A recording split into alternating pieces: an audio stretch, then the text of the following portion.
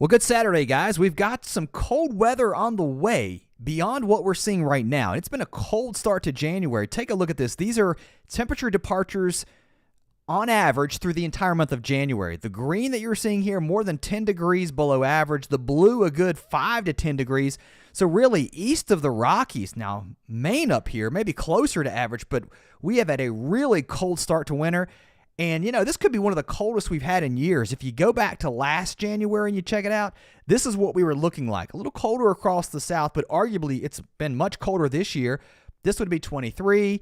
22 was kind of a cold year, especially across the northern plains. 2021, 2020, 2019. So we're definitely seeing a much colder year than we've seen recently. Now, it was pretty cold in the east, especially in 2018 through January. But we're going to look at today not just what we've seen in the past, but what we're looking like ahead. And take a look at the European weeklies, certainly showing the chance for some snow pretty far to the south. And I don't know. Again, you don't want to look at this and go, this is exactly where the snow will be. But the idea that they're showing that 2-inch line pretty far to the south gives you an idea that the ensembles are picking up on more snow ahead. Long range, yeah, it is long range, but you got to pay attention to the trends. And the trends, to me, are looking cold. Now, this is where we are on week 1. This would be January 16th backwards to now. So we're anticipating below normal temperatures here across the east, above normal temperatures up here into Canada, although it's still going to be cold. Look what happens as we head toward the 22nd, 23rd, 24th. The week before the 26th, this looks really cold. That's a good 10 to 15, maybe even colder degrees below average. And it looks like it stays cold all the way through the end of the month. So this could be a January that you remember, at least cold. Will you get the snow? That's the deal, right? So we're going to look into some of that today in the video. Hey, thanks for coming by. I'm doing this in a live format. Some of you may have noticed that. It's a little easier on me, so I don't have to spend as much time editing. So if you're brand new, thousands of new subscribers have come by. If you're not a subscriber, you want to help the channel out, it really does a lot. If you're just coming over, you're seeing me a lot in your feed. Subscribe, come back, and if you're an OG, you've been here for a while, hit the like button. It helps a lot. If you want to support me, that is a tremendous way to do it. Thanks, though, to all of you who have done so. Let's look at the upper level pattern and what we're looking like long range as we head through this week. Now, it's definitely cold across the country. We've got some snow moving through the Great Lakes as this piece of energy moves here, this upper low spinning across Manitoba into parts of Ontario. That's going to bring some snow here, some lake effect snow too.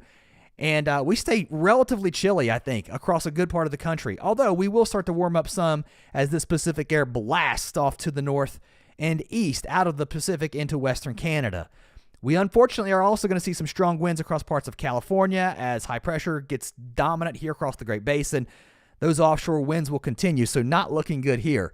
Across the Northeast, below average temperatures continue. There will be a bit of a break with our temperatures, I think, as we head toward Wednesday, Thursday, into Friday. Call it a January thaw, call it what you will. The cold air, in my opinion, is lurking and building. And the pattern is starting to get right for this to break off and move south again. So I don't think we're done with winter. You're going to feel like, all right, it's the most boring weather day ever. Not a lot going on. Where's winter? It's coming back. And I think it roars back as we head toward the 17th, the 18th, and the 19th as that chilly air starts to get tapped into here across Canada, and then it moves south. Now you set up the potential for a storm track that could be pretty far south. It's a long-range outlook, a long way to go before we get there. I'll be watching it.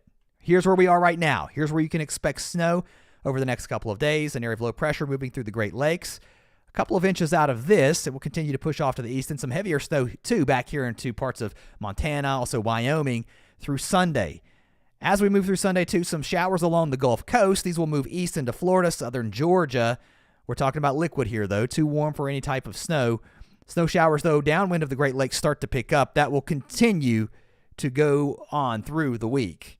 Now, as we head into the week, high pressure building in. This is a cold, dry Arctic high pressure. We've got what I would call, outside of the lake effect snow, one of the most boring weather days of the month so far. Maybe. Is that a headline? Can we make that a weather headline on some of the YouTube videos? Do you think you click through and watch it? Boring weather. Maybe that's the headline. I'll use that on Wednesday. So if you like that idea, give me a thumbs up. We'll come back with that. We'll see how many of you actually come back and watch that. But I think by Wednesday, we're starting to look down the road at the reloading of the cold air. Here's your warm air moving, again, through the country, some warm temperatures across the central U.S., and then this low looks like it's going to move through Canada, and then here comes your Arctic air blasting south. What happens after this? Do we see a storm develop? Now, we're looking at a week away. I'm not going to time this piece of energy, but you've got some snow dropping down into the Four Corners state. You've just pushed a front all the way to the Gulf Coast. Not looking at any teleconnections at the NAO, the Arctic Oscillation, the PNA. Just looking at the idea of what would happen here. It's January. It's easy to get this cold this far south. Are we looking at a repeat of something moving here along our boundary, wherever that sets up? I got to say, I'm paying attention. If you go back and watch videos I did a week before this storm, I feel the same way. We're just watching the idea that you sort of set things up for something to move across the country again. So I don't think the winter weather is over. This is long range. I would take this, throw it out, because the next model run will look different. We're looking over a week out, but the pattern to me, as we get toward next weekend, this is an active pattern. Now, you don't have as much blocking up here. That's probably not going to give you a northeast snowstorm, just based on that look here. Big ridge across the west, big ridge up over Alaska. You've got to think this cold air has got to go somewhere, and it's going to come down into the U.S. That's what it's looking like to me anyway. As far as snow accumulation goes, over the next 24 to 48 hours, we'll see that pick up across Michigan and into parts of Wisconsin. Some areas could see 3, 4, 5 inches of snow. I mean, that's not insignificant. I know you're used to big snows, but you've got some on the way. You can see it also into the arrowhead of Minnesota, down to Minneapolis, St. Paul, a couple of inches here, but lighter amounts down towards Milwaukee and Chicago. We're just not going to get the snow out of this. Up into the UP of Michigan, though, once the lake effect kicks in, we're going to get quite a bit of snow. Here into the lower peninsula of Michigan, some snow up here towards Traverse City, over towards Gaylord, an inch or two or so, but you get down towards Detroit, just a coating to an inch at best, and then those amounts are pretty light here over into Ohio, Pennsylvania, New York. However, look what happens. The winds pick up and the lake effect kicks in, so off of Lake Erie, off of Lake Ontario, off of Lake Huron, we're going to see some pretty heavy snow here, Superior, over the next couple of days with this cold air that's in place. Across the west into the mountains here, a lot of this is either falling now or in the process of falling. Some of the highest elevations, 1 to 2 feet through the weekend. Now, this is a quick look at the GFS. I do want to compare this because you may be looking at both models here, and I think it's worth at least juggling it. Pretty close through the week. There's your big boring weather day towards the middle of the week, and someone's saying they love the boring weather. I do too. I get it. At least a bit of a break here. And then as we head toward Wednesday and Thursday, the Clipper system may bring us some snow here back into the Great Lakes. That may reinvigorate our lake effect snow. And we're keeping this northwest flow going. Temperatures in the northeast, I don't see it getting above average. If anything, if we thaw out, it's going to be here across the plains, southern plains, into the southeast. Temperatures warming up here and across the west. It's fairly warm here. Unfortunately, with this high here, this also looks like you're pushing those winds offshore through the middle part of the week. Not good for the Santa Ana winds or the fire forecast across Southern California. As we move into Friday, our upper level wave pattern starts to change on the GFS. It's picking up on that idea too. That's dropping your front to the south. So if you have low pressure here, a relatively strong cold front like this out ahead of it, warm enough for rain. It looks to me that way anyway. And then you drop your front to the south, and then I start to look back here. Again, just like the European. Again, the idea that your front blows through, not looking at any specific area for snow, and then what happens here at your baroclinic zone where you see that difference between warm and cold air. So that would be where your storm would form if we indeed see one. Let's see how all this shakes out. We've certainly still got some time before we get to that point. We're not looking at Google Lens. I have no idea what that was about. Anyway, but it's definitely going to be cold over the next couple of days. Take a look at these temperatures, by the way, if you're wondering.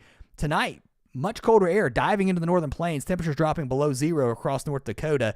Heading into Sunday, I mean, we're not warming up much here across the central plains in the 20s, but here comes that really cold air moving toward the Great Lakes behind our system with temperatures dropping near zero. And think about it, guys. There's a lot of snow still on the ground here.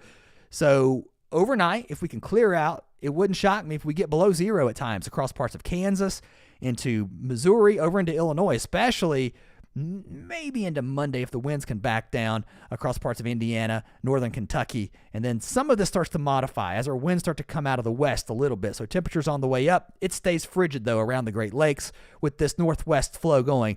And look at what happens into Wednesday.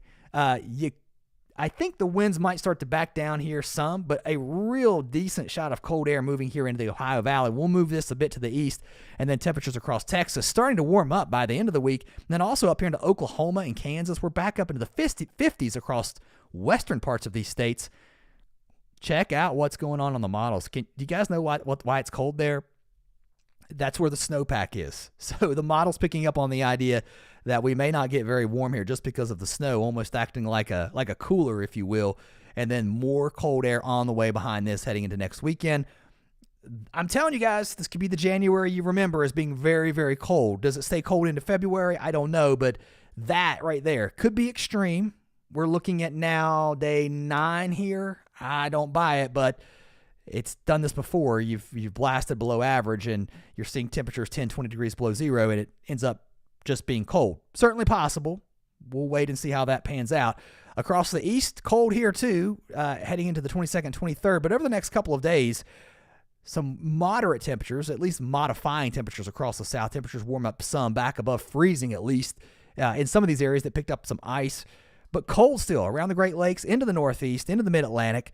Heading into Tuesday morning, that could be really cold here into the Ohio Valley. There's your below zero temperatures trying to show up. It's Tuesday morning from Cincinnati over to Indianapolis, southern Illinois, southern Indiana. And then as we head into the following day, look at this. Wednesday morning could be even colder. So you could have multiple mornings here with near or below zero temperatures across the Ohio Valley. Lake Michigan saving you here and the lower peninsula as that air blows across the lake. It's warming up a little bit, temperatures dropping into the teens. It's actually colder south of you. And a lot of snow on the ground too here with that snowpack. So definitely helping keep the air cold. And if anything, I got to tell you, think about the long range. If you got snow on the ground, does that mean we get colder in the south with our next system that moves through? Something to think about. Just some food for thought. All right. Let's look at one more thing before we go today. I'm not the only person seeing this. If you look over at the National Weather Service, I showed this on yesterday's video, the 6-to-day 10 outlook. Again, being influenced by some of that warming here, I think, if you look at those numbers as our ridge develops here, maybe across the central part of the country. But if you go out a little bit further, the 8 to 14-day cold. And again, I think when you turn cold and you develop that baroclinic zone to the south, even if you have a North Atlantic oscillation that might be neutral or positive, you can still get a southern snowstorm. All right. Thanks for watching, guys.